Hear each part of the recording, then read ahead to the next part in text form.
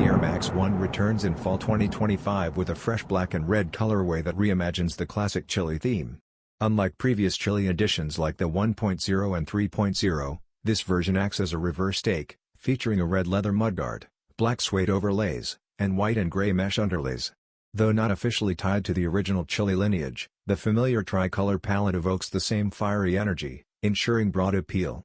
Much like the habitual UNC nickname for light blue Jordan 1s, sneaker fans are quick to associate iconic palettes with past hits.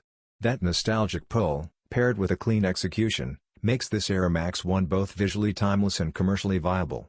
Expect the black and red Nike Air Max 1 to release sometime between July and September 2025, priced at $150.